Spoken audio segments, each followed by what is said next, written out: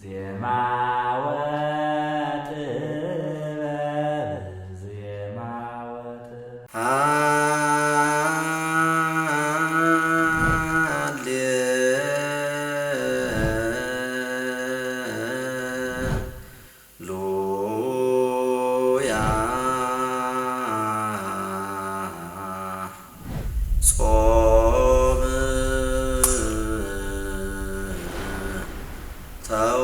በኢትዮጵያ ሰማይ ስር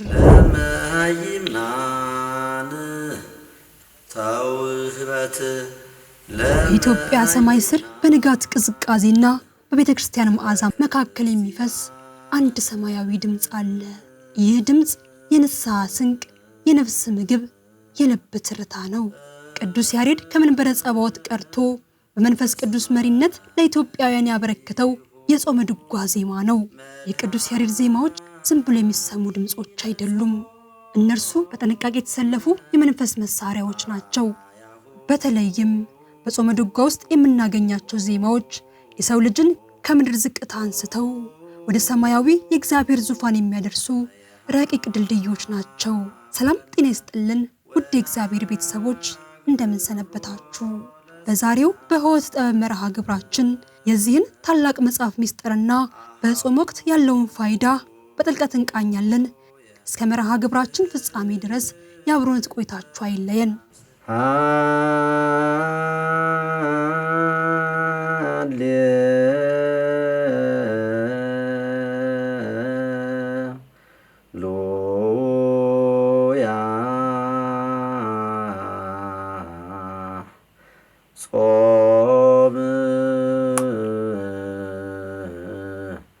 ተውህበት ለመሃይምናን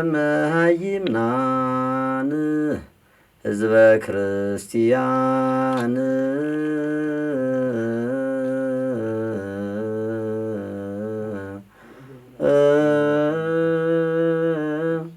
እስመ ለሊሁ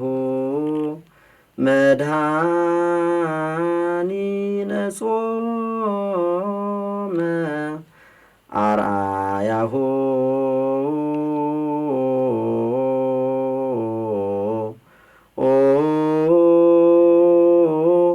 ከመ የሃበነ ወናግርሮ ለስጋነ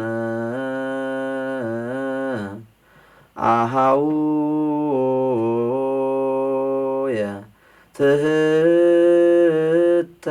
ይናምስላ ለጾም። ድጓ የሚለው ቃል ትርጉም ስብስብ ወይም መዝገብ ማለት ነው። ጾመ ድጓ ደግሞ ለአብይ ጾም ተብለው የተሰበሰቡና የተዘጋጁ ምስጋናዎችና ልመናዎች ስብስብ ነው።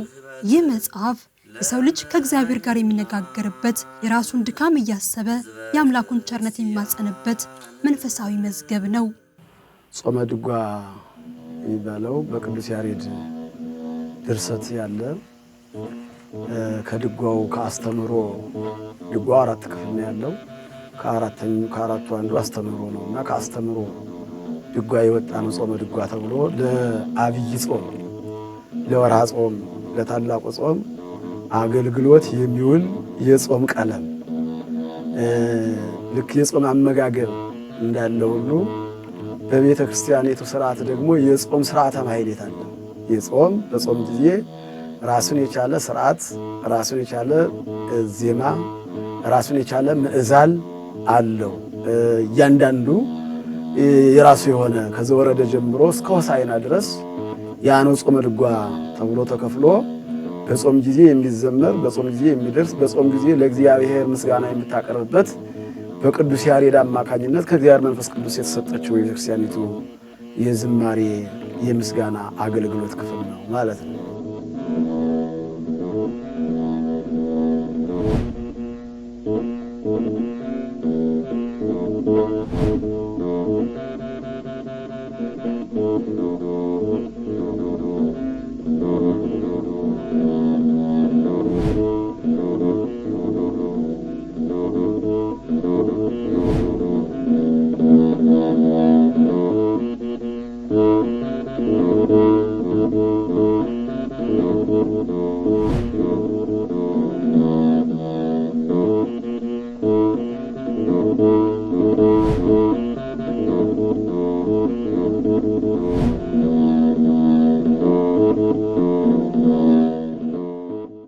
መላለም ምህረቱ ዘትገብር የማንከ ኢታይምር ጸጋምከ ማህቶቱ ለስጋከ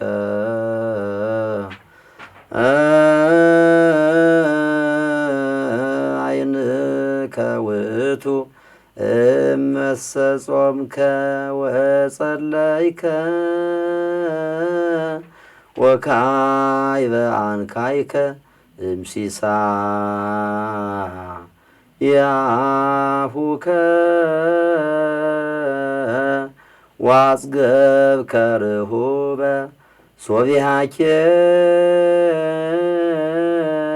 ይሰርቅ ብርሃንከ ወኢያንቀለቅል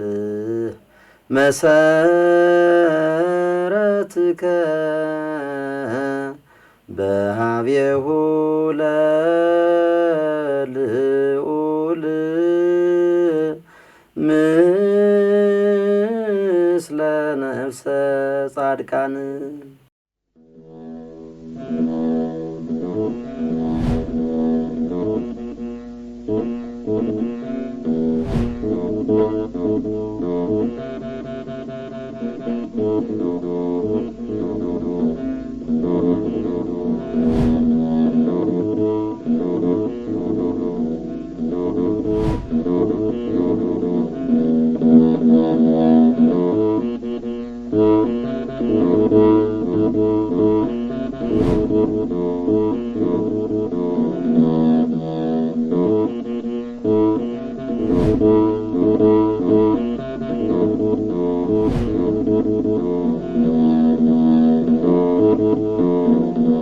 እንግዲህ ድጓው አጠቃላይ ድጓ ነው የሚባለው። ግን የቅዱስ ያሬድ 5 ጸዋትወ ዜማ ነው ያሉት።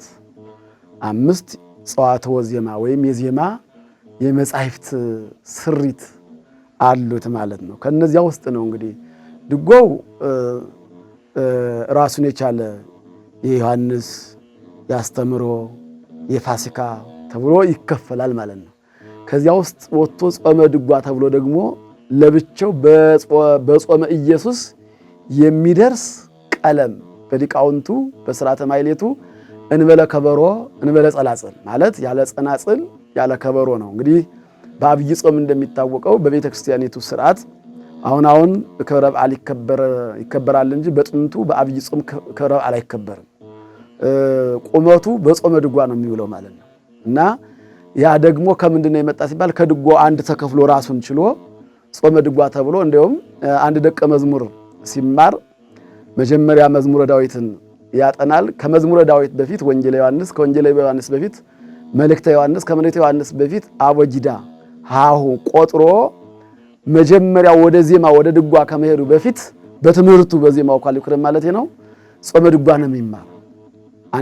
አንድ ደቀ መዝሙር መዝሙረ ዳዊትን 150ውን ካጠናቀቀ በቁም ንባብ በወርድ ንባብ በግዕዝ እነዚህን በደንብ አድርጎ አሳልጦ ሲል መምህራኑ ቀጣይ የሚያስተምሩት ምንድነው ሲባል ጾመ ድጓ ነው። ጾመ ድጓውን ከዘለቀ በኋላ ደግሞ ወደ የት ይሄዳል? ወደ ድጓው። ያ ማለት በሌሊቱ ደግሞ ክፍለ ጊዜ ምዕራፍ የሚባል ራሱን የቻለ ትምህርት አለ ማለት ነው። እና እንግዲህ ዝማሬው አንዱ ክፍል ነው፣ መዋሥዕት አንዱ ክፍል ነው፣ ቅዳሴው አንዱ ክፍል ነው።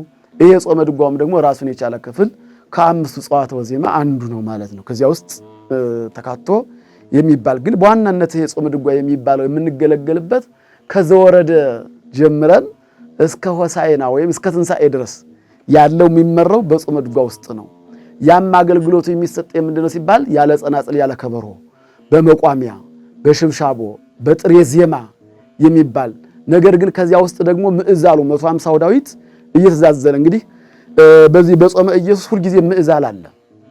ምዕዛል የሰኞ የማክሰኞ የረቡዕ የሐሙስ የዓርብ እያለ ጾመ ድጓውን በዚያው የሚባል መጀመሪያ እንግዲህ የሚጀምረው በሰባተ ነግስ ስንጀምር አምላኬ ያገጂ ሳቤከ ተብሎ ነው የሚጀምረው። እንግዲህ መዝሙረ ዳዊት ነው ማለት ነው። ከዚያ ቀጥሎ እዝል አለ። እዝል ይባልና አምላኬ ያገጂ ሳቤከ ተብሎ ወደ ዕለቱ ዳዊት ይሄዳል። እንግዲህ ሁለት አይነት አቋቋም አለው በሥርዓተ ማሕሌቱ ጾመ ድጓው። በትልልቁ አድባራትና ብዙ ሊቃውንት ባሉበት ሙሉ ቀን ነው የሚቆመው። ደግሞ ብዙ መጠነኛ በሆነው ደግሞ የጧቱን ስብሐተ ነግ ብቻ ዳዊቱን ብቻ አድርሰው ይሄዳሉ፣ ጾመ ድጓ የማይቆምበት ማለት ነው። ከዚያ ውጭ ግን ዋዜማ ሁሉ አለው። በዚህ በአብይ ጾም ራሱ በጾመ ድጓ ውስጥ ዋዜማ አለው። ለሰኞም፣ ለማክሰኞም፣ ለረቡም፣ ለሐሙስም እያለ ዋዜማ ሁሉ ይሰራለታል እና በትልልቆቹ በጥንታውያን አድባራት ብዙ መምህራን ብዙ ጉባኤ ቤት ባለበት የነግሁ ይቆማል፣ የሰለስት ይቆማል፣ የቀትር ይቆማል። ከዚያ በኋላ በዕጣነ ሞገር በዝማሬ ነው የሚከናወነው ማለት ነው። አብይ ጾም በዚህ መልኩ ነው የሚለው።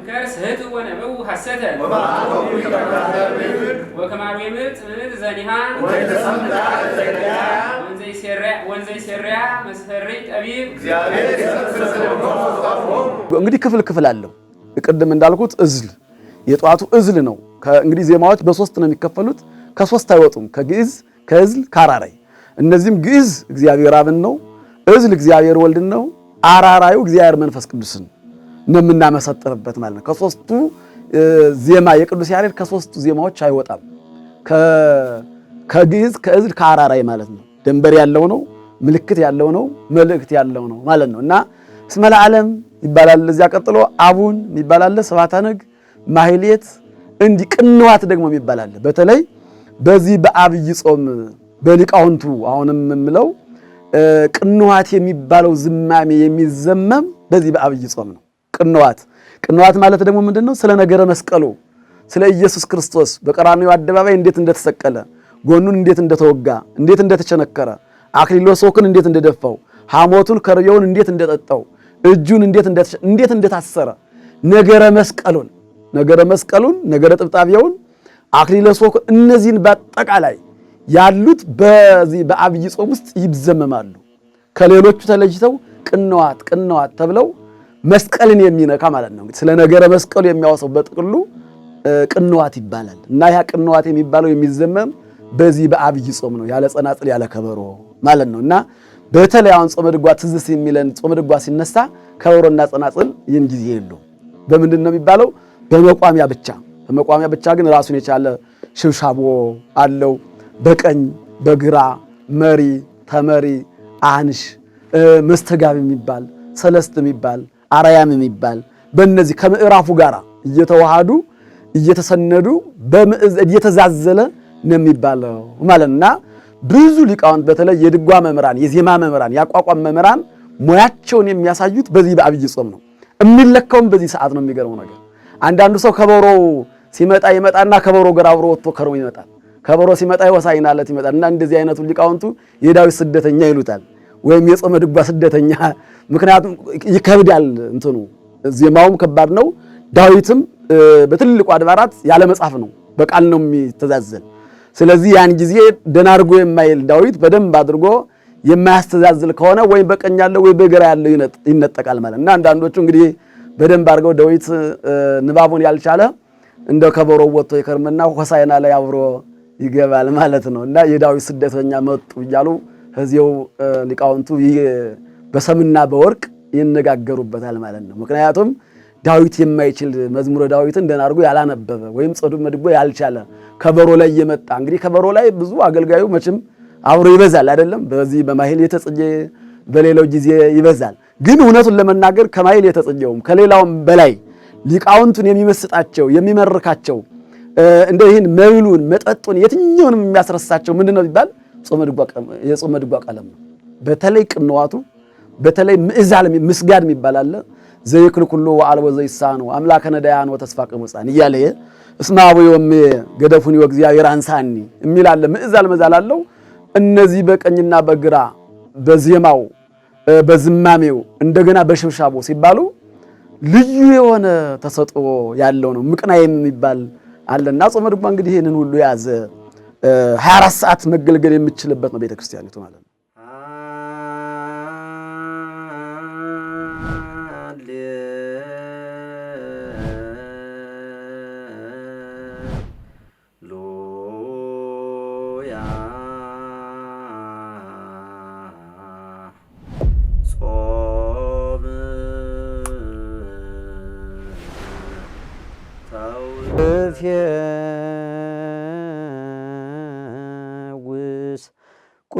ምስለ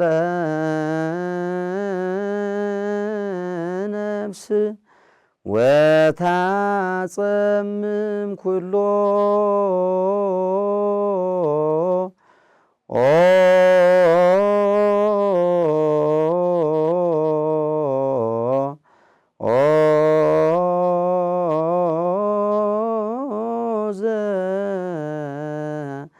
ስጋ ፍትወታ ትሜህሮ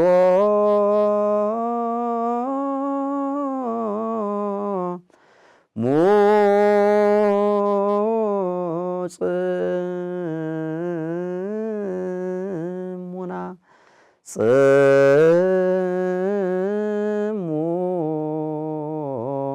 ጽሙና ለወራዙት ትሜህሮ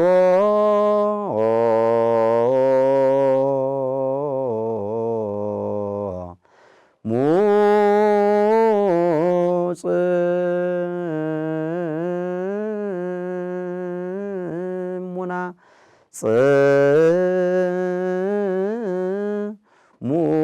ጽሙና ለወራዙት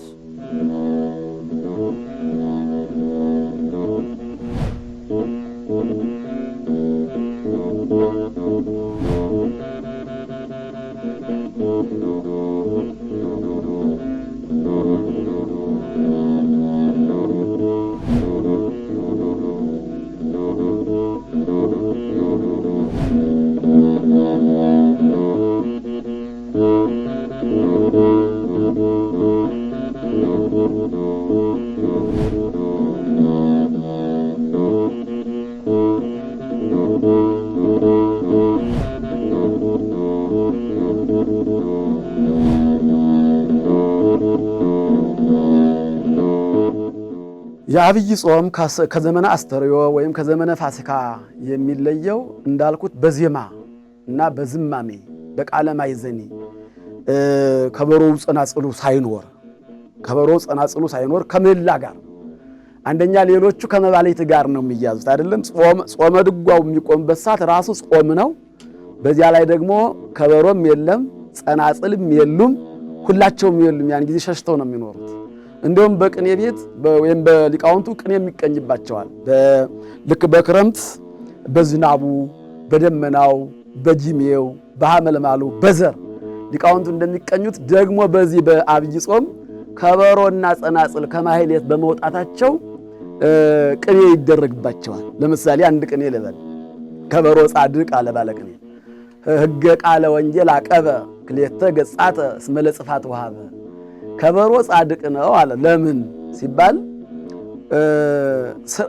የወንጌሉን ቃል ፈጽሟል። የወንጌሉን ቃል ፈጽሟል እንደ ጻድቁ ነው። ክሌተ ገጻተ እስመ ለጽፋት ወሃበ፣ ሁለቱን ገጹን ለጽፋት ለመመታት ሰጥቷልና። እንግዲህ ቀኝ ግን ፊትን ቢመታ ግራ ፊትን ስጥ ይላል ወንጌል አይደለም። ሰው እንደዚያ ላይሆን ይችላል። ከበሮ ግን በዚህም ይመታል በዚህም ይመታል ማለት ነው። እና ይህንን እያሰቡ ይቀኙበታል በቅኔ ቤትም በዚህ በአብይ ጾም ማለት ነው። እና በአብይ ጾም ቅኔዎቹ ራሱ በተለየ ሰንበት መወድሱ ቀለም የሚበዙ ያለበት ጉባኤ ቃና ግዕዝ ጉባኤ ቃና ያለበት እዚያ ፍታሊተ 8 ቤት መወድስ ኩልክሙ 9 ቤት መወድስ ያለበት ሳይልከ የቅኔውም ደግሞ ድምቀቱ በጣም የሚለካበት አሁንም በዚህ ጊዜ ነው። የቅኔዎቹ ራሱ ቅኔዎቹ በዚህ መካከል የቅዱስ ያሬድም ቅኔዎች አሉ። ድጓ ለምሳሌ የመጻጉዕ ካላእውር የሚላለ የደብረ ዘይት ደግሞ አመ ይመጽእ ንጉሥ በግርማ መንግስት የሚላለ ራሱ እንደ ቅኔ ሆኖ የሚባል ማለት ነው። ስለዚህ በዕለተ ሰንበትም ልዩ ቁመት ነው ያለው። በጣም ልዩ ቁመት ምቅናዩ የሚባልበት በቀኝና በግራ በመቀባበል ሽብሻቦ ሰላም ለችን ዘነሰግድለች እየተባለ ይባላል። እንግዲህ በዚህ በአብይ ጾም መጻሕፍትም ደግሞ ይነበባሉ። ልክ እንዳልኩሽ እንግዲህ ከአዲስ ኪዳን ከብሉይ ኪዳን ነው አይደል ቤተክርስቲያናችን የምታምነው ወይ የምትቀበለው ብሉይ ኪዳንንም አዲስ ኪዳን ነው። ከብሉይ ኪዳን አሁን መዝሙረ ዳዊትን እናስተዛዝለዋለን። ትንቢተ ኢሳይያስ ደግሞ ይነበባል። አሁንም በቀትር ቁመት ባለበት ትንቢተ ኢሳይያስ ይባላል።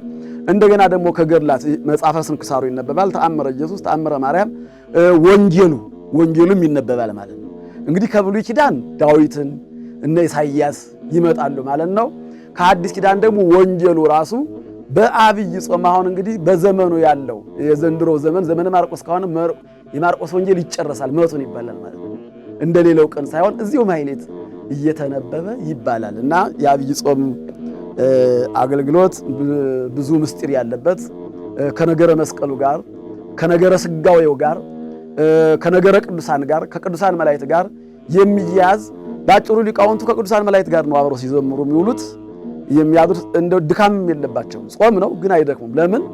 ዜማው የሚያበረታ፣ ዜማው የሚመስጥ፣ ዜማው የሚማርክም የሚባርክም ስለሆነ ማለት ነው።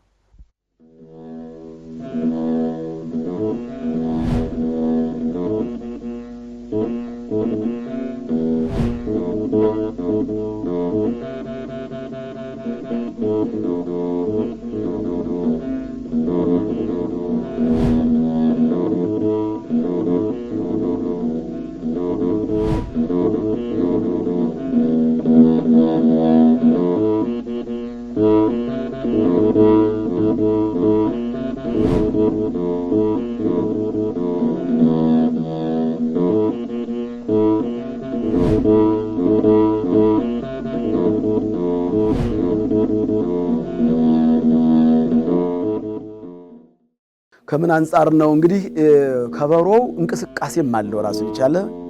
ስለዚህ ይሄኛው የጾሙ በቃለ ማህዘኒ ምህላ የምህላ ወቅት ስለሆነ አሁን ጾሙ ከምህላ ጋራ ከሐዘን ጋራ ከልቅሶ ጋራ ከሰቆቃው ጋር ነገረ መስቀሉን ከትንሣኤው ለመድረስ ነው ምን ጾመው ማለት ነው። እና ያም ከበሮውን በቤተክርስቲያናችን ያ ነው። ግን ይሄ ሥርዓተ ማህሌቱ የአብይ ጾም ራሱን ችሎ ያለ ከበሮ ያለ ጸናጽል እንዲቆም አባቶቻችን ሰርተዋል፣ ቅዱስ ያሬድም ሰርተዋል ማለት ነው።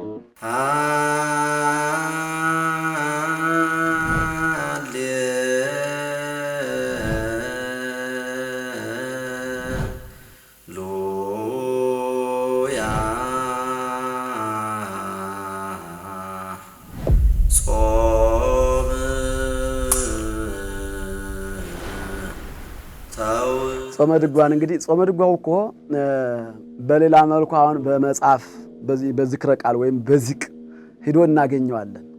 ከዚያ ሄዶ እስመ ለዓለም ሆኖ ልናገኘው እንችላለን፣ ዚቅ ሆኖ ልናገኘው እንችላለን።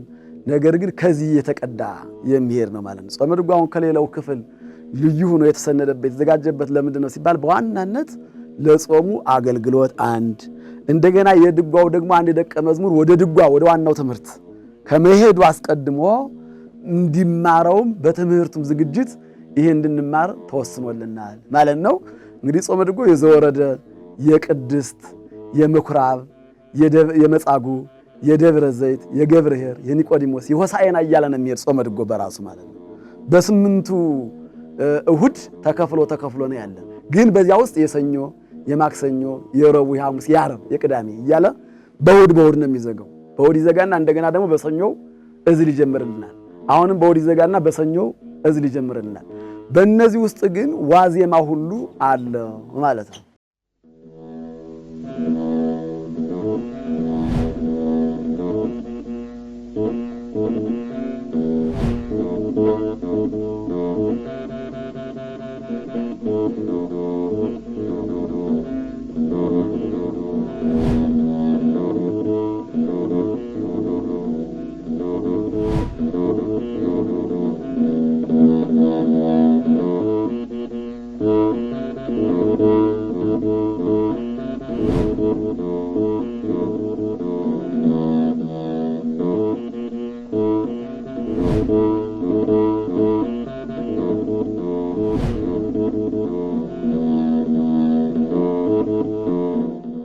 እንግዲህ የክርስትናው ማዕከል ነው ኢየሱስ ክርስቶስ በማቴዎስ ወንጌል ምዕራፍ 4 ላይ ወምዝ ወሰዶ መንፈስ ገዳማ አይደለም የሚለው ከመይት መከር ማህበር ዲያብሎስ ከተጠመቀ በኋላ አላቱን አልወለም አላደረም ወደ የተደነው ወደ ገዳመ ቆሮንቶስ ገባ። እንግዲህ የኢትዮጵያ ኦርቶዶክስ ተዋሕዶ ቤተክርስቲያን ወደ ዮርዳኖስ ሲሄድ ዮርዳኖስ ትከተለዋለች። ክርስቶስን ነው የምትከተለው፣ ኢየሱስን ነው የምትከተለው። ዮርዳኖስ ሲሄድ ወንዝ ወርዳ ምዕመናኑን ታስተምራለች። እዚያው ልክ ክርስቶስ ከሄደበት ከቆመበት ላይ ገዳመ ቆሮንቶስ ሲገባ ደግሞ ገዳመ ቆሮንቶስ ገብታ ነው።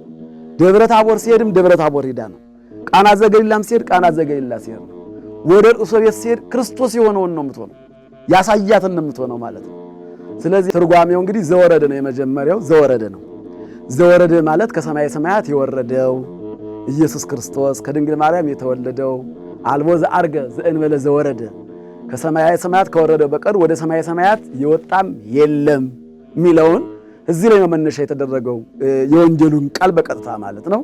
ከዚያ በኋላ አሁን ቅድስት ነው ቀጥሎ። እሱም ደግሞ አሁን የማቴዎስ ወንጌል ምዕራፍ 4 ላይ ከዚያው የምናገኘው ቃል ነው።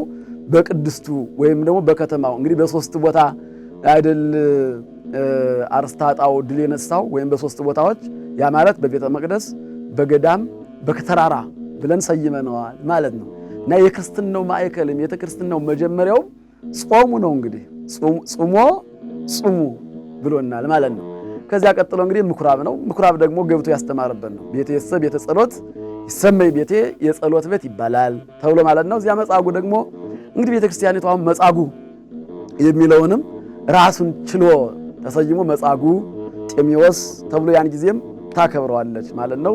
በሽተኛውን እንዴት አድርጎ 38 ዓመት የታመመውን ተንስ ንሳ አራተከ ወሁር ቤተከ ብሎ ያንን አልጋውን አሸክሞ የሄደበትን የፈወሰበትን በዚያች በመጠመቂያዋ ቦታ ላይ ራሱ ሂዶ ባለቤቱ ሂዶ ነው የጠየቀው። እንግዲህ ባለቤቱ ሂዶ ልትድን ትወደለይ ብሎ እነዚያን እንዳዳነው ነምና እንግዲህ ብታመም አልጠይቃችሁኝም ሲለን የታመመ ጠይቆ ነው። ሳያደርግ አድርጎ አይደለም። ጾሙ ሲለን ጾሞ ነው። ስገዱ ሲለን ሰግዶ ነው። እግር ጠቡ ሲለን መጀመሪያ እሱ እግር አጥቦ ነው። እና እንዲያርጎ ነው ያሳየን ማለት ነው። ቀጥሎ ደግሞ መጻጉዕ ደብረ ዘይት ነው። ደብረ ዘይት ደግሞ ያው እንግዲህ ዕለተ ምጽአቱን የሚታሰብበት ነው። እንግዲህ 25 ቀን የሚሆናል ማለት እኩሌታው የጾሙ እኩሌታው የሚሆን መቼ ነው? የደብረ ዘይት ላይ ነው ማለት ነው። ደብረ ዘይት ማለት እንግዲህ በዚያ በኢየሩሳሌም ያለ ተራራ ስለ ነገረ ምጽአቱ ያስተማረበት ዳግመኛ እመጣለሁ የሚል ቀጠሮ አለን አይደለም? ለነቢያት የነበራቸው ቀጠሮ እወርዳለሁ እወለዳለሁ ነው። በብሉይ ኪዳን የነበረው ቀጠሮ ወረደ ተወለደ። አሁን ደግሞ በአዲስ ኪዳን ያሉ ክርስቲያኖች ደግሞ ዳግመኛ ይመጣል ብለን ቀጠሮ ላይ ነው። ያን ጊዜም ቀጠሮ ላይ ነበሩ አይደለም? ዋነ በጻድሚው ፈኖ ወልዱ አይደው ተወልደም በሲት ቅዱስ ጳውሎስ ገላትያ ሰዎች እንደጻፈው ምዕራፍ 4 ቁጥር 4 ላይ ያ ቀጠሮ በደርሴ ተወለደ ብሎናል። አሁንም ደግሞ ቀጠሮ አለ እንደሚመጣ። ያ በሚመጣ ጊዜ ግን ሰማይና ምድር ያልፋል ቃሌ ግን ምን አይልም አልፍም ብሎ ለወዳጆቹ ዋጋቸውን ሊከፍላቸው ለነዚያ ዋጋ ለማይገባቸው ደግሞ ፍዳዎቸውን ሊሰጣቸው ይመጣል። ስለዚህ ይሄ ቃል በስፋት ይነገራል። ማቴዎስ 24 ላይ ያለው ምንባብ ወይም ቃለ ወንጌል ተነቦ ደብረ ዘይት ይባላል ማለት ነው። ከዚያ ቀጥሎ እንግዲህ ገብርኄር ደግሞ 25 ማቴዎስ 25 ላይ ያለው ነው። ገብርኄር ገብረ ምእመን ገብረ ሐካይ ተብሎ ስለ በጎ ስለ ታማኝ አገልጋይና ስለ ሰነፉ አገልጋይ ይህንን ቤተክርስቲያኒቱ አገልግሎት ምን ያህል ዋጋ እንደሚያሰጥ ባያገለግሉ መክሊትን ቢቀብሩ ደግሞ ምን ያህል እንደሚያስወቅስ ስለ አገልግሎት አገልጋይ እንግዲህ የሚባለው እኛውን በቤተክርስቲያን አገልጋይ ስንል ካህናቱ፣ ቀሳውስቱ፣ ዲያቆናቱ ወይም አባቶች እነዚህ ብቻ ማንም ሰው አገልጋይ ነው። ማንም ሰው በቤተክርስቲያን አገልጋይ ነው። ማንም አካላችን አብሮ እንዳለው ሁሉ ማለት ነው። አሁን አካል እያንዳንዱ ድርሻ አለው። የአይን ማየት፣ የጆሮ መስማት፣ የአፍንጫ ማሽተት፣ የአንደበት መቅመስ፣ የእግር መራመድ እነዚህ ሁሉ አንድ አካሎች ናቸው። እያንዳንዱ ድርሻ አለው ማለት ነው።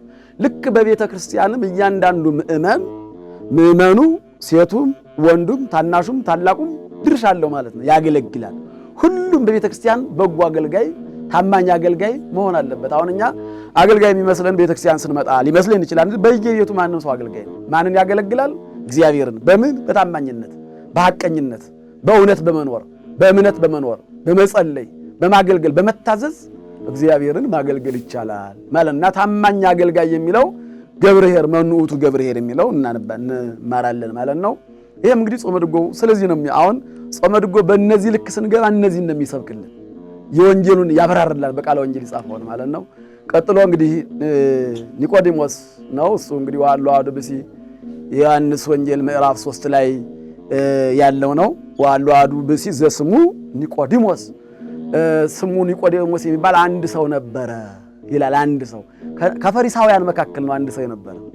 ከፈሪሳውያን መካከል አንድ ሰው ስለተገኘ ያ ኒቆዲሞስ ማታ ማታ እየመጣ የተማረ በቀኑ ክፍለ ጊዜ ደግሞ ከነሱ ጋር ሲሰራ የነበረ ነገር ግን እውነተኛ የሆነ በኋላ እንግዲህ ደቀ መዛሙርት ሁሉ በዕለተ ዓርብ በሚሰቀል ጊዜ ሌላው ሁሉ አባግ እነዚያ ሁሉ ሲበተኑ ኒቆዲሞስ ያንን ስጋውን ሊያወርድ ሊገንዝ የመጣው ደቀ መዝሙር እሱም ደግሞ ራሱን ችሎ እንደውም ዜማው የኒቆዲሞስ አራራይ ነው ወይም ደግሞ የኒቆዲሞስ ወንጌል እንግዲህ ዮሐንስ 3 ላይ ሁልጊዜም በክርስትና ቤት የሚነበበው ነው ማለት ነው። ምንድነው የሚለው? ከውሃና ከመንፈስ ቅዱስ ያልተወለደ የእግዚአብሔር መንግሥት ሊወርስ አይችልም እና አራራይ መንፈስ ቅዱስ ነው ብለናል አይደለም? ስለዚህ ዜማውም ያን ጊዜ አራራይ ይሆናል ማለት ነው። ከዚያ ቀጥሎ የመጨረሻ ሆሳዕና ይባላል። እንግዲህ ሆሳዕና አይሩግ ደቂቅ ሕፃናት እነዚህ ኢየሱስ ክርስቶስ ለተቀመጠባት ለአህያይቱ እያነጠፉ እየጎዘጎዙ ሆሳዕና በአርያም አሁን አድን ቡሩክ ዘይመጽእ በስመ እግዚአብሔር እያሉ በእግዚአብሔር ስም እግዚአብሔር ሆኖ የመጣ ቡሩክ መርገመ ሥጋ መርገመ ነፍስን የሚያርቅ በረከተ ሥጋ በረከተ ነፍስን የሚያድል ነው እያሉ ያንን እንግዲህ ስለ ሆሳዕና አራቱም ወንጌላውያን ስለ ጻፉ እንዲሁም ዑደተ ሆሳዕና ተብሎ ዑደትም አለው ራሱን የቻለ እንግዲህ ዘንባባ ይዘን ያን ጊዜ ደግሞ ቤተክርስቲያኒቱ አሁንም መከተል አይደል ቤተክርስቲያኒቱ ክርስቶስን ልክ በወንጌል የሆነውን ነው የምትሆነው ቤተክርስቲያን በመሰረቱ በወንጌል ላይ የተጻፈው ከወንጌል ውጭ ምንም ነገር የላትም ሆነ ለመናገር ማለት እና ያን ጊዜ አሁን ልክ ዘንባባ ተይዞ ሆሳዕና በአርያም እየተባለ በምስራቅ በምዕራብ በሰሜን በደቡብ ራሱን የቻለ ስርዓት አለው የቅዱስ ያሬድ ስርዓት በዚያ መልኩ ታከብራለች ማለት ነው። ከዚያ እንግዲህ ቀጥሎ እሁድ ሆሳዕናን ካከበርን በኋላ ከረቡዕ ኒቆዲሞስ ጀምሮ ነው ሆሳዕና የሚሰበከው። ሰኞን ጀምሮ ደግሞ ሰሙነ ሕማማት ተብሎ ስለ ነገረ መስቀሉ ስለ ምጽአቱ ወደዚህ ዓለም እንዴት እንደመጣ እኛን ሊያድን እንዴት እንደመጣ የነቢያት ትንቢት ይነበባል። የነቢያት ትንቢት ይነገራል በስፋት በቤተክርስቲያን ደግሞ ኪዳኑ ትምህርተ ቧቱ ይተረጎማል። እዚያ ስዑር ቅዳሜ ወይም ሐሙስ እንግዲህ ጽበተ ሐሙስን እናከብራለን ማለት ነው። እዚያ ዓርብ ስቅለቱን እናከብራለን። ቅዳሜ ደግሞ ስዑር የለምለም ቀን ተብሎ ያው ቄጠማውን ዘን የኃጢአት ባሕር መጉደሉን ንሴብሖ እያልን እናመሰግናለን። ከዚያ በኋላ እንግዲህ በሰላም ለትንሣኤው እንዲያደርሰን ደግሞ እንመኛለን ማለት ነው።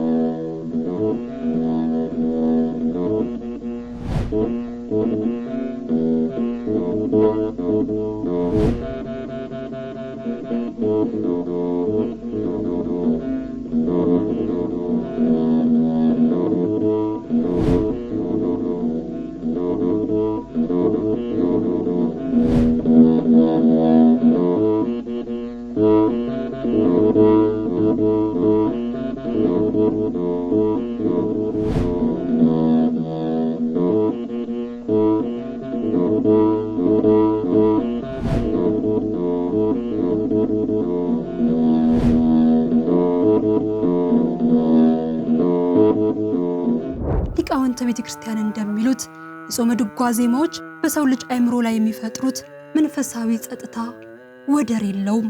ይህ ዜማ በጆሮ ገብቶ በልብ ሲያርፍ ንስሐን እንጂ ፉክርን አይሰብክም፣ ትህትናን እንጂ ትዕቢትን አያስተምርም። መምህራን እንደሚገልጹት ዜማው የነፍስ ጩኸት ነው። አንድ ሰው የጾመ ድጓን ዜማ ሲሰማ በውስጡ ያለው የግርግር ስሜት ጸጥ ይላል።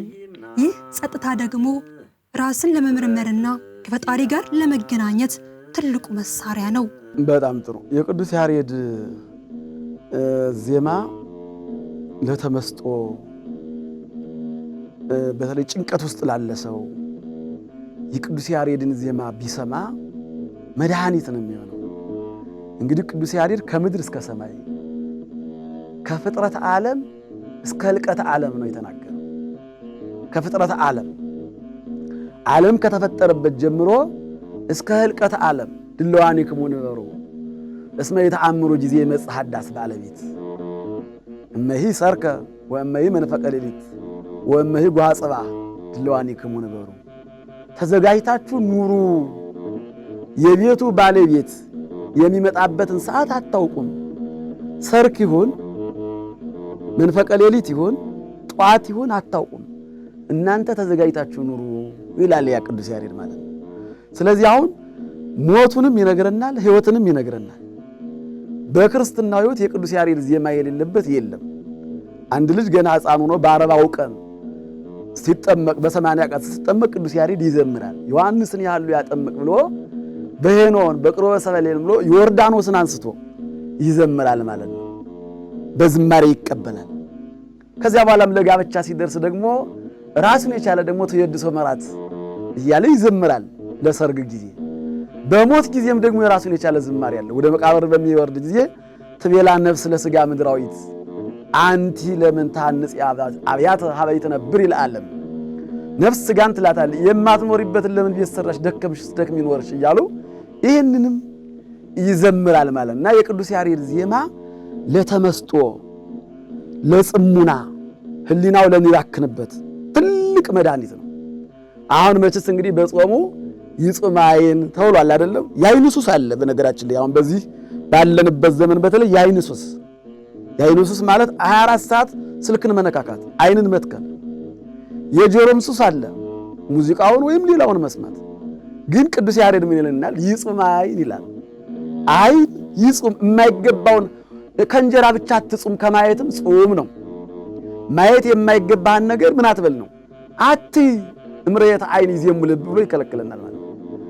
ይጹም ልሳን፣ አንደበት ደግሞ ይጹም ብሎ ይዘመር። ይሄን በዜማ ነው የሚነግረን፣ በዜማው እየዘመረ ነው የሚነግረን። አንደበት ይጹም ማለት የማይገባ ሐሰት፣ ጉይሉት፣ ሐሜት፣ ሽንገላ፣ ድለላ አይናገር ማለት ነው። አንደበት ይጹም ይላል። ከዚያ ደግሞ እንግዲህ እነዚህ ትልልቅ ሕዋሳቶች ናቸው። ትልልቆች የሰው መክብበ ሕዋሳት ይባላሉ። በነገራችን ላይ ሕዋሳት ሁሉ ሕዋሳት ሆኖ ግን መክብበ ሕዋሳት ማለት ዋናዎቹ ማን ናቸው ሲባል ዓይን፣ ጆሮ፣ አንደበት። እነዚህ መክብበ ሕዋሳቶች ናቸው፣ ዋናዎቹ አናቅጸ ሕዋሳቶች እነዚህ ይጹም። ይሄም ደግሞ ሰሚዐ ሕሱም የማይገባ ክፉ ነገርን ከመስማት ጆሮም ይጹም ይላል። ይሄ ማለት እንግዲህ አካል በሙሉ ይጹም። አሁን ዓይን ከጾመ ሌላው ሁሉ ይጾማል ማለት ነው። አይጾምም? እንዴት ይጾማል? አንደበትስ ከጾመ የሌላው ሁሉ ምን ይላል? ይጾማል፣ ህሊና ይጾማል። ጆሮስ፣ እነዚህ ሁሉ ሌሎችን መቆጣጠር ይችላሉ ማለት ነው። ሌሎችን አይምሮ እንግዲህ አሁን ይሄ በዚህ በውጫዊ አይናችን ሌላ ከውስጥ ውሳጣዊ አይን አለ ማለት ነው። አዎ በዚህም ጆሮአችን ደግሞ ከውስጥ ሌላ ጆሮ አለ። እዝነ ልቡና የሚባል የልቡና ጆሮ፣ የልቡና አይን፣ የልቡና አንደበት፣ የልቡና እግር አለ ማለት ነው። አሁን እኮ እጅ ካልታዘዘ ሊሰርቅ አይችልም አይደል? ታዘዘ ነው። አዛዡ ግን ከውስጥ ነው ያለ፣ ከውስጥ ያለ ነው። የሚገረፍ ጀርባ ሊሆን ይችላል እንጂ ግን ከውስጥ እንዲያነሳ የፈቀደለት ወይም ያዘዘው አካል አለ ማለት። ስለዚህ እነዚህ ይጹሙ ብሎናል እና እነዚህን ቅዱስ ያሬድ በምን ይነግረናል ሲባል አሁን እንዲሁ በሌላ ከምነግረው በዜማ ቢሰማው ያ ሰው አንደኛ ዜማውን፣ እንደገና ቀለሙን፣ እንደገና ደግሞ መልእክቱን፣ እንደገና ምስጢሩን ብዙ ነገሮች አሉ። በተለይ እንደውም ለወጣት ከዜማ ጋር የተያያዘ ከመሰንቆ ጋር የተያያዘ ከበገና ጋር የተያያዘ ይህንን አሁን በበገና ቢዘመም እንኳን ለኛ ለኢትዮጵያውያን የቅዱስ ያሬድ ዜማ ሲዘመምና ሲሰማ እኮ ሌሎችን ሁሉ እንስሳትን ሳይቀር ይመስጣል። እንስሳት ሳይቀሩ ይሰሙታል። ዝም ማለት ጸጥ ብለው ይሰሙታል የቅዱስ ያሬድን ዜማ ማለት ነው። እንደው በባለ ድምፅ በባለ ሀብት መክሊቱ ያለው የዜማ ሀብት ያለው የዜማ ሙያ ያለው ሲለው እድሜን ያረዝማል፣ ደዌን ይፈውሳል፣ ከዝሙት ይጠብቃል፣ ከብዙ ነገሮች የቅዱስ ያሬድ ዜማ ጸሎትም ስለሆነ ማለት ነው። አሁን እንዲሁም የቅዱስ ያሬድን ዜማ በጩኸት የሚጸለይ ጸሎት ነው የሚባለው። የልቅሶ ዜማ ነው ማለት ሰው እንዲህ ከንባብ ጸሎትና በዜማ እያዜሙ ከመጸለይ የትኛው ነው ተሰሚነት ያለው? በዜማ ያለው። ስለዚህ አሁን ጮሆ መጣራት ማለት ነው። አቡነ ዘበሰማያት ብላውን ዘር ነው። አቡነ ዘበሰማያት ብላውን እንግዲህ በዘሩ ማለትና በዜማው ማለት እንደገና ደግሞ አሁን ይሄን በዝማሜ ማለት ይሄ ደግሞ በዝማሜ ቢባል ይሄን ደግሞ እንደገና በትርጓሜ ቢባል ምን ያህል እንደሚማርክ ማለት ነውና እንደው ትውልዱ የቅዱስ ያሬድን ዜማ በደንብ አድርጎ ቢያደምጥ ቢመሰጥበት ሀብተ ሥጋ ሀብተ ነፍስ አለው እንዳልኩት ከብዙ ነገር ይጠብቃል። ጸሎትነቱ ኃይሉ የዜማ መምህራን ጤነኞች ናቸው። የሚገርመው ነገር የዜማ መምህራን እድሜያቸውም ረጅም ነው። እንግዲህ እኛ ብይ ጾመናል እንጂ ዜማ ስብሐተ ነግ የሚቆም በትልልቅ አጥንታውያን አድባራት ዓመት እስከ ዓመት ነው። ሁልጊዜም አምላኬ ገጅ ሳቤ ከሳይሉ አይውሉም እና ሁልጊዜም ስብሐተ ነግ የሚቆሙ መምህራን ከ130 ከዚያም በላይ እንደው እኔ እንኳን ማውቃቸው ማለት ነው። ከዚያ በላይ ኑሮ በሚያርፉበት ጊዜ ራሱ አይታማም። አምላኬ አምላኬ ይሳጀከ እያሉ ጸማት ነፍሴ ለከ እያሉ አብረው ሆነው ስብሐተ ነቁመው ተመልሰው ያረፉ ሰዎች አሉ። ስብሐተ ነቁመው ማለት ነው። ያውም ደግሞ በዚያ በክብረ በዓላቸው ዋዜማ ቆመው ልክ ጧት እንግዲህ ተማክሮ እንደመሄድ ማለት ነው። እና ይሄ ከቅዱስ ያሬድ ጋር የሚዘምር ሰው ራሱ ቅዱስ ያሬድን ነው የሚሆነው። ከመላእክት ጋር ይነጋገራል፣ ከነቢያት ጋር ይነጋገራል፣ ከሐዋርያት ጋር ይነጋገራል። ዋንቲኒ ቀራንዮ መካነ ጎልጎታ እያለ ሲዘምር ጎልጎታ ላይ ሄዶ ይቆማል ማለት ነው። ቅዱስ ያሬድ ሲዘምር በመስቀሉ ተቀነወ ሲል እኮ ደሙ ጠብ ጠብ ጠብ ጠብ ጠብ እያለ አክሊለ ሦኩን ደፍቶ የተገረፈው ግርፋቱ እትራቱ ያ ሁሉ ታይቶታል የሚል አይደለም። ስለዚህ የሚመሰጥበት ሰው ይሄን ሁሉ ያገኛል። እና አባቶቻችን ከቅዱስ ያሬድ ዜማ በላይ በቃ እንደውም ብዙዎቹ መንነው በዚያው ይኖራሉ። እያራራቸው ዜማው እየማረካቸው ዜማው እየመሰጣቸው በቃ ሌላውን ትምህርት ተውና በቅዱስ ያሬድ በድጓው ብቻ የሚኖሩ አባቶቻችን አሉ ማለት ነው።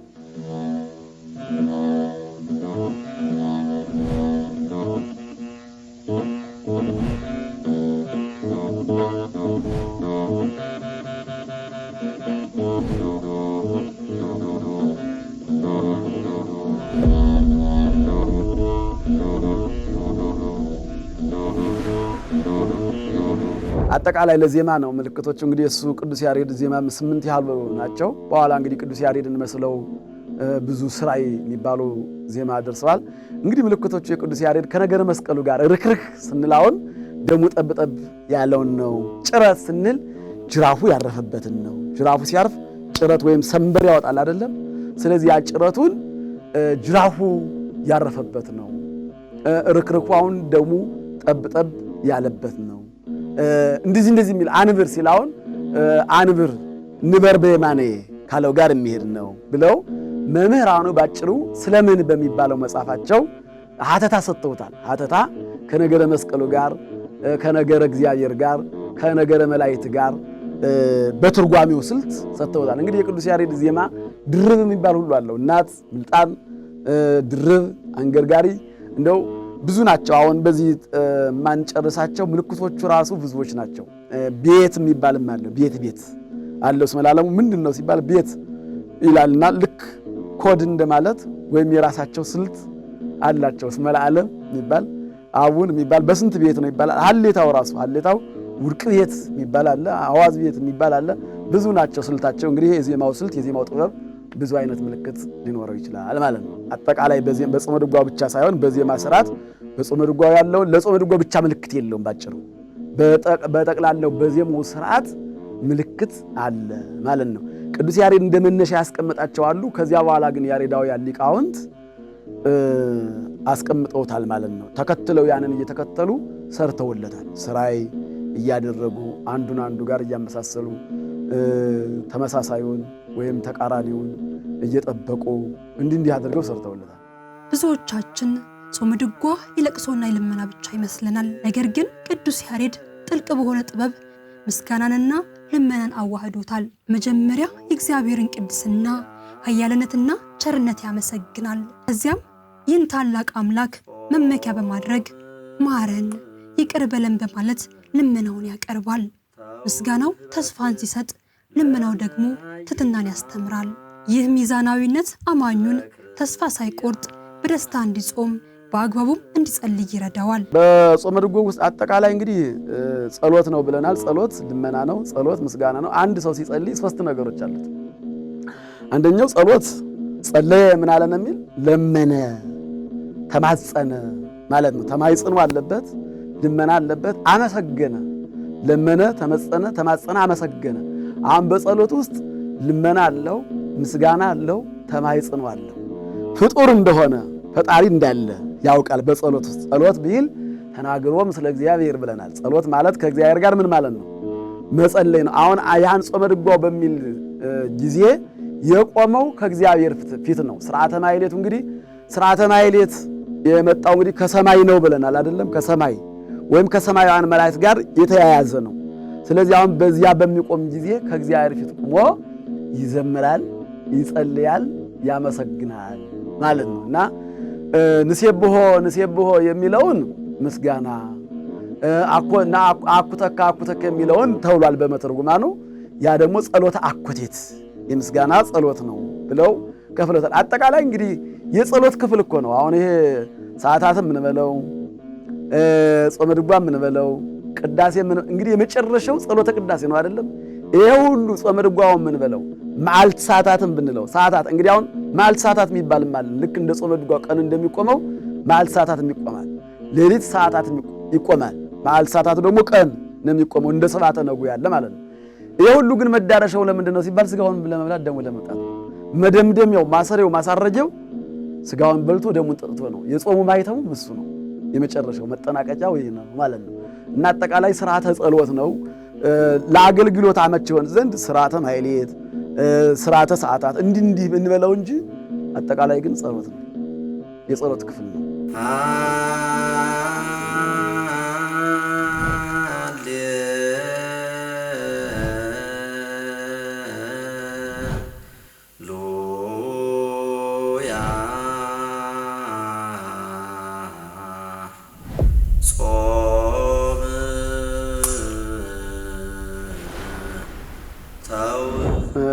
በጣም ጥሩ። እንግዲህ አሁን የአብይ ጾም አገልግሎቱ ሰፊ ነው አልን እንጂ የአብይ ጾም ብቻ አይደለም ቤተክርስቲያኒቱ።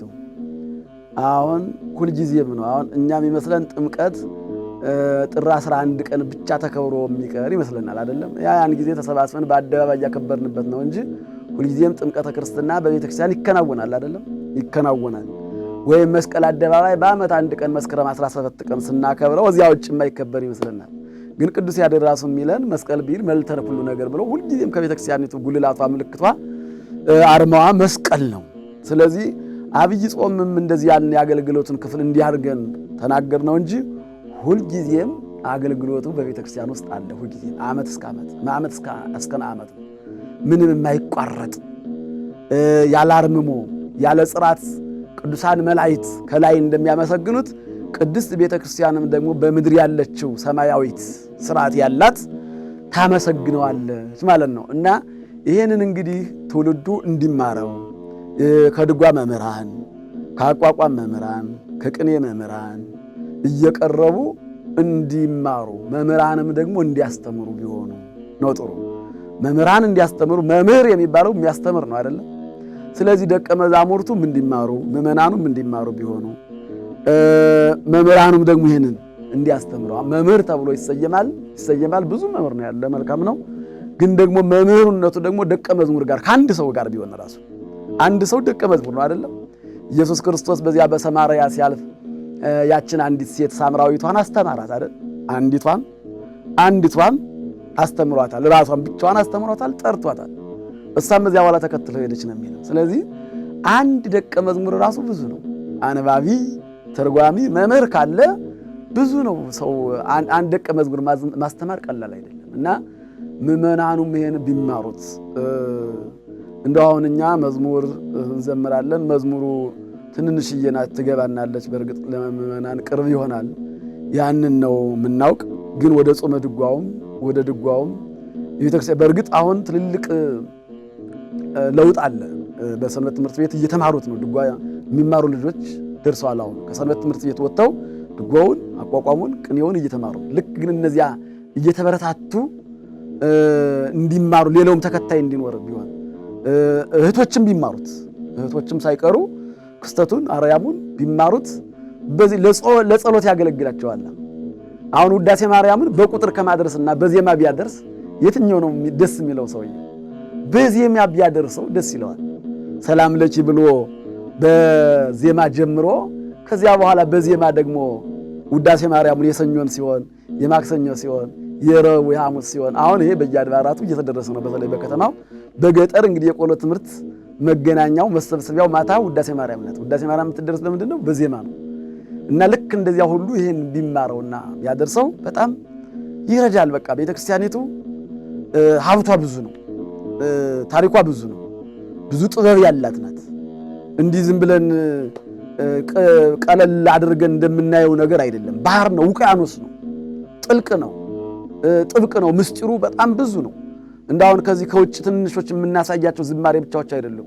አሁን የዚህ የጾመ ድጓውን ቀለም ሊቃውንቱ በቀኝና በግራ ተሰልፈው ሲሉት ወትቀውም ንግሥት ሲባል አምላክነ እስታይልነ ወጽዮንነ ሲባል በሽብሻቦው ያሰክራል። ራሱ በጣም ያሰክራል። ይሄ ሽብሻቦ በሚባልበት ጊዜ ሊቃውንቱ አንዳንዶቹ ይሰክራሉ። በቃ ይሄን በሚሉበት ጊዜ ማለት ነው። ከከበሮውና ከጸናጽሉ በላይ የጾመ ድጓው ቀለም እጅግ በቃ የሚያሰክር ነው። ቀለሙን በጣም ደስ የሚል ነው። እንግዳም ቀለም ነው። መቱን ነው ደግሞ የሚባለው፣ የሚታለፍ የለውም። እና ያን ብናውቀው ጥሩ ነው። ቀረብ ብለን በማለት ብቻ ሳይሆን በመስማትም ቀረብ ብሎ በመስማት ቀረብ ብሎ ጸሎት ነው ብለን በማመን እዚያ ላይ ማስቆም። አባቶች በገጠር ምዕመናኑ ስብሐተ ንጉሥ ሲቆም ድረስ በጎን ቆመው ይሰማሉ። በጎን ቆመው ማለት ነው። ልክ እንደ ሊቃውንቱ እዚያ ስንክሳሩ እስኪነበብ ውዳሴ ማርያም እስኪደረስ ድረስ ቀጥ ብለው ሲሰሙ ቆይተው ጸሎት አስደርገው ይሄዳሉ። በኋላ ደግሞ ለቅዳሴ ይመጣሉ ማለት ነው። እና ይሄንን ትውልዱ ሊረከብ እላለሁኝ። ትልቅ ዋጋ አለው፣ ትልቅ ጸጋ አለው፣ ትልቅ ክብር አለው፣ ሞገስ አለው።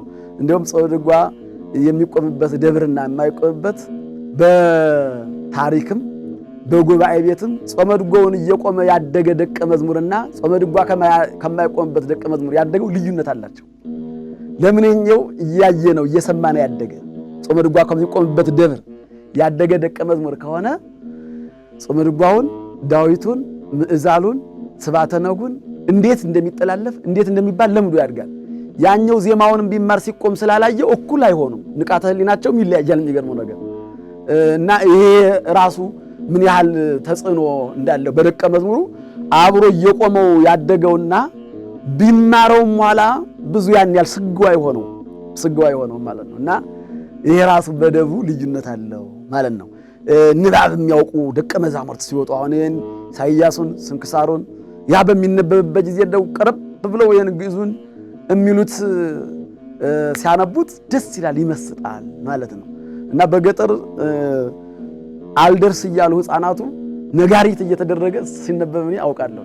ከአትሮንሱ አልደርስ እያልን ማለት ነው። ያ ሁሉ ባናውቀውም እንኳን ዝም ብለን አብረን ቁመን ያንን እንሰማለን በሕፃንነት ወራት። እና ያ በውስጥ ላይ ስዕል አለው። መንፈስ ቅዱስ ደግሞ ያሳድራል ማለት ነው። እና የቅዱስ ያሬድ ዜማ በመማር ብቻ ሳይሆን በማስማት በማየት ሲከናወን በማድረግ እና በቅዱስ ያሬድ የሚገርመው ነገር እንደ ትውልዱ ቀስ ብሎ ደግሞ ቢያጠናው መሪና ተመሪም ይባላል።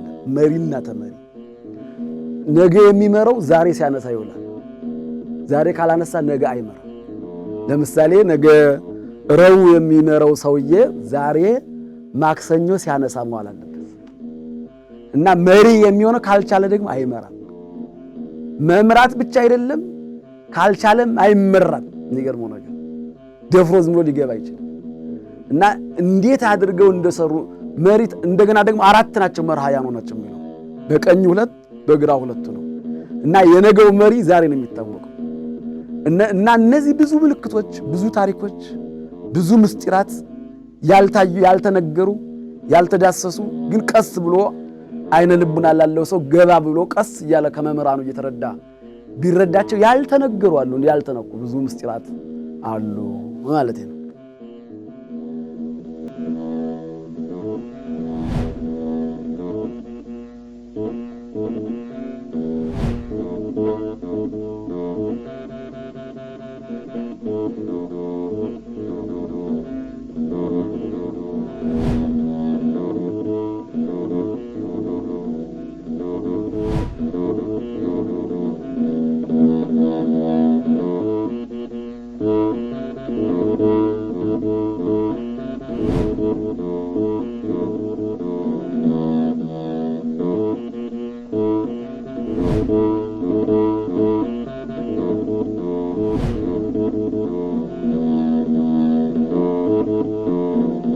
እሺ እንግዲህ አሁን ጾመ ድጓውም ዝማሬም መዋሲቱም ቅዳሴውም ትርጓሜውም ዝማሜውም ቅኔውም ይሄ ሁሉ የቤተክርስቲያን ሀብት ነው።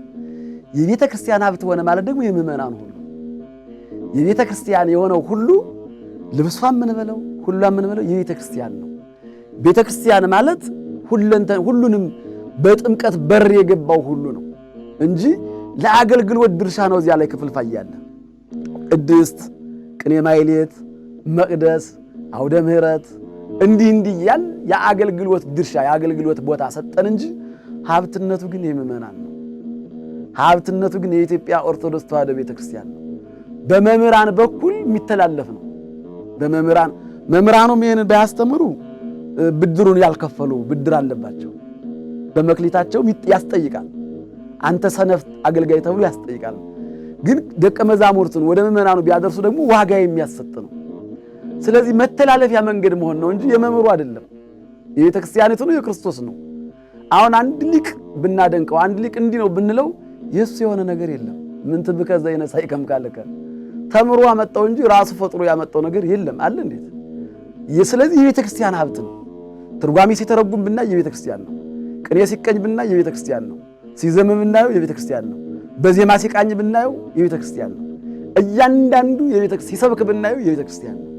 አጠቃላይ የቤተ ክርስቲያኒቱ ሀብት መሆኑን ማወቅ አለብን እንጂ ይሄ የካህኑ ብቻ በዚህ በጾም አለ የቄስ ጾም የሚባል አንደሞኞች የቄስ ጾም የሚባል ነገርም የለም። አንድ ነው ማለት ነው። ጾም ከሆነ የሁላችንም ነው። ካልታመመ ካልደከመ በእነዚህ ካልሆነ ልክ ጾሙን ሁላችን አይደለም ጾሙ ነው። የካህናት ጾም ለብቻ አለ፣ የምእመናን ሁሉ ነው አይደለም። ጾሙ የአዋጅ ከሆነ የሁሉም ጾም ነው። ቀለሙም እንደዚሁ ነው። ምስጋናውም እንደዚሁ ነው። ዝማሬውም እንደዚሁ ነው። ሰላም ለኩልክሙ ሲል ካህኑ እኛ እግዚኦ ተሳለና አንድ ላይ አይደለም ምንለው እንዴት? ምስለ ዲያቆኑ ተንሱ ሲል እግዚኦ ተሳለና ምስለ መንፈስ ከያልን አብረን አይደል የምንለው? ስለዚህ ይበሉ ሕዝብ ይላል እኮ እንደው በዚህ ላይ ይበል ካህን ይላል፣ የካህኑን ድርሻ ይበል ዲያቆን ይላል። እዚያ ይበሉ ሕዝብ ማለት አጠቃላይ ምኑ ማለት ነው? ምእመናኑ ማለት ነው። አሜን ማለት አለባቸው። ስለዚህ እንጂ የካህን ብቻ ይሄ እንዲህ ነው ይሄ እንዲህ ነው እያል ሀብታችንን ማወቅ አለብን። የጋራ ነው። የቤተ ክርስቲያኒቱ ሀብት የሆነ ሁሉ የምእመናኑ፣ የወጣቱ፣ የአዛውንቱ የሁሉም ሀብት ነው ማለት ነው። ቀርባችሁ ተማሩ፣ ተረዱ። መምህራኑንም ደግሞ እንዲያስተምሯችሁ አግዟቸው። እንዲያስተምሩን መንከባከብም ልክ ላሚቱ ወተት እንድትታለብ እንክብካቤ ያስፈልጋታል አይደለም? ወተት ካልሰጠ የምትሰጠው እንክብካቤ ስታገኝ ነው።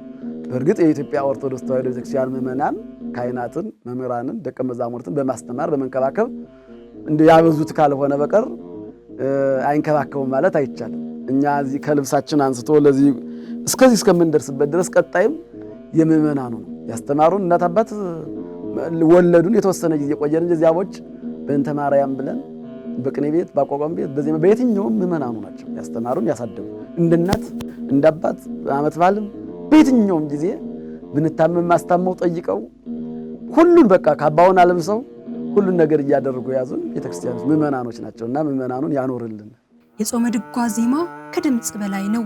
የሰማይ መላእክት ምስጋና በምድር የተገለጠበት፣ የሰው ልጅ የውስጥ ጩኸት በቅዱስ ቃላት የተቀመረበት ጥበብ ነው። ይህንን ጥበብ ጠብቆ ማቆየት የሁላችንም ድርሻ ነው። ይህ ዜማ ሲሰማ ሰማይና ምድር ይገናኛሉ። እኛም በዚህ ቅዱስ ወቅት ዜማውን በጆሮአችን ብቻ ሳይሆን በልባችንም እንድንሰማው ምስጢሩንም እንድንረዳው ጥሪያችን ነው። የቅዱስ ያሬድ ረድኤት በረከት በሁላችን ላይ ይደር። መልካም የአብይ ጾም ወቅት ይሁንልን። አሜን። ጥበብሰ መድኃኒነ ውእቱ ዘቤዘወነ በጥብሐ ሥጋሁ ወተሳየጠነ በንዝሐተ ደሙ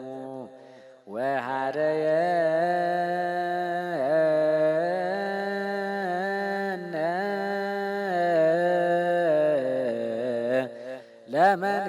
ለመንግሥቱ